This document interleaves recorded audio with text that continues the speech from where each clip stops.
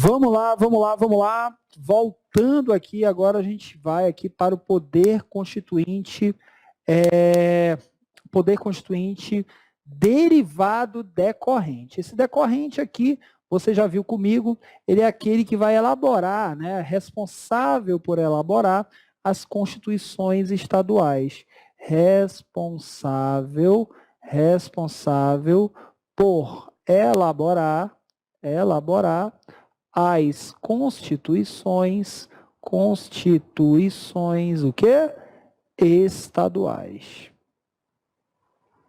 Então, quando uma Constituição estadual está sendo elaborada, ela está sendo elaborada pelo poder constituinte derivado decorrente. Essa capacidade de elaborar as suas constituições estaduais, galera, isso aqui tem a ver com a chamada, gravem isso, a chamada auto-organização dos estados. Auto-organização dos estados. Os estados, conforme a própria Constituição Federal, você encontra lá no artigo 25, tá? Eles podem elaborar as suas constituições, tá? Ele pode, na realidade ele deve, né? Ele deve elaborar as suas próprias constituições. Agora, não precisa essas constituições estaduais serem cópias da Constituição Federal, tá?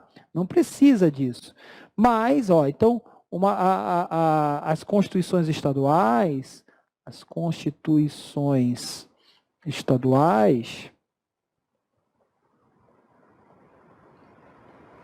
devem respeitar, ela não precisa ser cópia, né? Ela não precisa copiar a Constituição Federal, mas ela deve respeitar o que é chamado pela doutrina de princípios constitucionais. E aí eu vou querer que vocês memorizem isso, tá? Sensíveis. O que é isso, Fábio?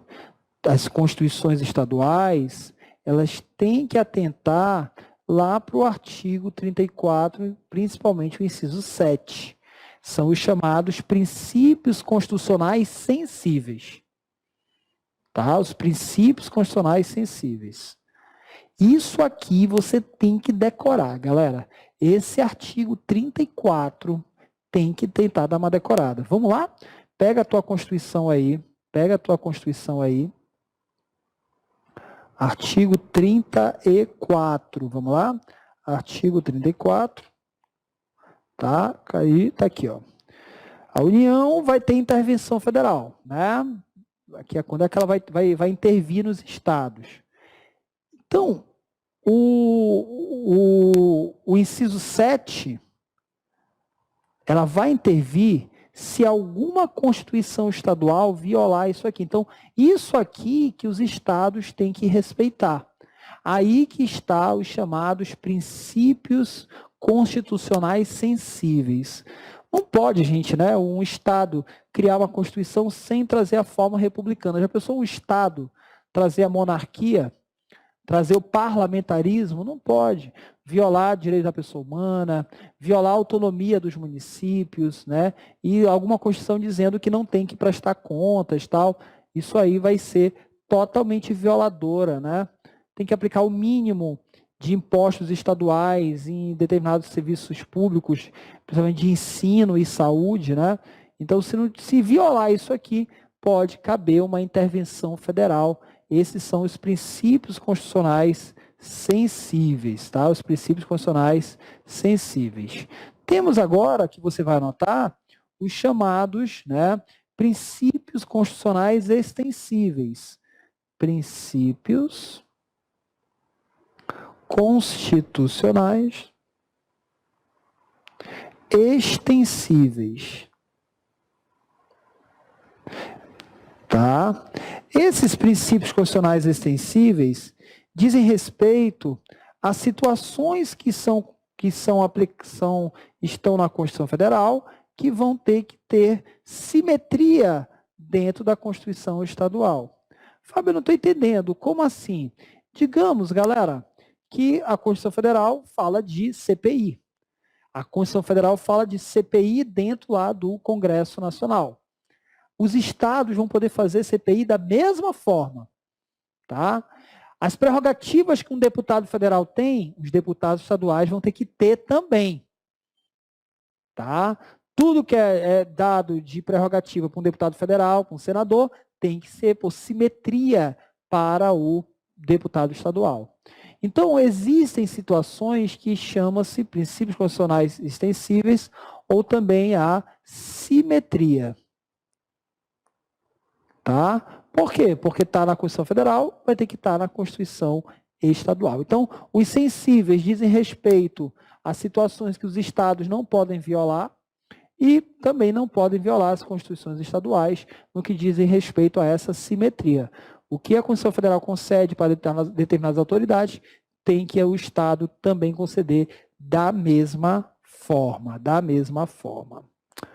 Um ponto que nós vamos falar aqui agora é o seguinte. No âmbito federal, né, nós temos a Constituição Federal. Constituição Federal, que ela é feita pelo poder constituinte originário. No âmbito dos estados, no âmbito estadual, nós temos as constituições estaduais. Que quem faz essa Constituição é o poder constituinte derivado, e a gente acabou de estar estudando ele, derivado decorrente. Só que no âmbito dos municípios, os municípios têm a sua constituiçãozinha. E essa constituiçãozinha ela é chamada de lei orgânica municipal. Quem que elabora essa lei orgânica? A lei orgânica do município, ela é fruto do poder constituinte derivado decorrente? A lei orgânica de um município é considerada poder constituinte derivado? Você vai anotar resposta. Não. Não é. Lei orgânica não é fruto do poder constituinte derivado decorrente. Não é. Salvo, então a resposta é não, salvo a lei orgânica do Distrito Federal. Qual a única lei orgânica que para o Supremo Tribunal Federal é considerada fruto do poder constituinte derivado? É a lei orgânica do Distrito Federal. Mas por que, Fábio? Porque o Distrito Federal, ele é um ente híbrido. Ele é um ente que ele foi criado, né, tanto com competência estadual e competência municipal. Então, o Supremo Tribunal Federal já teve um julgamento que ele disse, que ele determinou, o seguinte, não, a única lei orgânica que é fruto de poder constituinte derivado decorrente é a do Distrito Federal, porque ele tem competência estadual. O resto, as leis orgânicas dos municípios não são equiparadas a constituições. Tá? Isso despenca em provas. Beleza, coloca a tela toda aí para a galera copiar, Beleza? Então, lei orgânica. Lei orgânica de município não é competência, não é poder constituinte derivado decorrente, tá? Salvo o Distrito Federal. Só queria que você anotasse, né, para quando a gente fala aqui em lei orgânica, né, o artigo que vem logo para a gente é aqui o artigo 29, tá? Falou lei orgânica, logo tem que vir o artigo 29, isso aqui pode cair na tua prova, né? Município reger-se-á por lei orgânica votada em 2 turnos, com exercício de menos de 10 dias, e aprovado em 2 turnos dos membros da Câmara, tal, atendidos os princípios da Constituição do Estado, os seguintes preceitos. E aí a lei orgânica traz tudo isso aqui, né? Beleza? Artigo 29 aí que fala da lei orgânica. Bom, último ponto da nossa aula de hoje. Que aula fantástica, né, galera? Que aula fantástica. que é a chamada mutação constitucional, né? Que é a chamada mutação constitucional. A mutação constitucional, gente, ela nada mais é do que uma forma informal de alterar a Constituição. Você viu comigo que a forma formal, né, de alterar a Constituição, o procedimento formal de alterar a Constituição é por 3/5, 2 turnos nas 2 casas. Você estudou isso comigo, né? Mas a mutação é uma forma totalmente diferenciada de alterar a Constituição. Mas não alterar o texto da Constituição em si, mas o sentido da Constituição. Tá? E quem vai fazer isso é o guardião da Constituição. É o órgão que interpreta a nossa Constituição Federal, que faz ela avançar, faz a nossa Constituição ela ser uma Constituição cada vez mais moderna. E não precisar de uma nova, tá? Que é o Supremo Tribunal Federal. Então, a competência para isso é do Supremo Tribunal Federal, do STF. E o conceito de mutação constitucional seria um procedimento informal de alterar a Constituição. Coloquem aí um procedimento informal de alterar a Constituição sem alterar o seu texto. Ou seja, alterando-se o sentido de interpretá-la.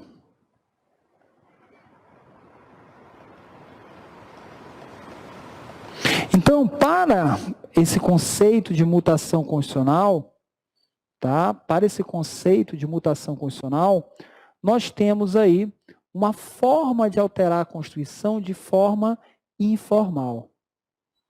Porque não vai passar pela Câmara, pelo Senado, não vai passar por lá. Esse nome mutação constitucional, porque você viu comigo, temos o poder constituinte originário, temos o poder constituinte derivado. E o derivado se divide. Eu falei para vocês que esse aqui seria um terceiro. Tá? E já tem até algumas questões chamando ele de poder constituinte. Poder constituinte. Difuso. Então, talvez isso aqui já seja o grande barato para você acertar uma questão dessa. Marque a alternativa abaixo o que é poder constituinte difuso. Você vai colocar a mutação constitucional. É alterar a Constituição sem alterar o seu texto. Tá? É alterar a Constituição sem alterar o seu texto. Eu vou trazer para vocês aqui 2 artigozinhos, né? 2 casozinhos aqui de mutação constitucional.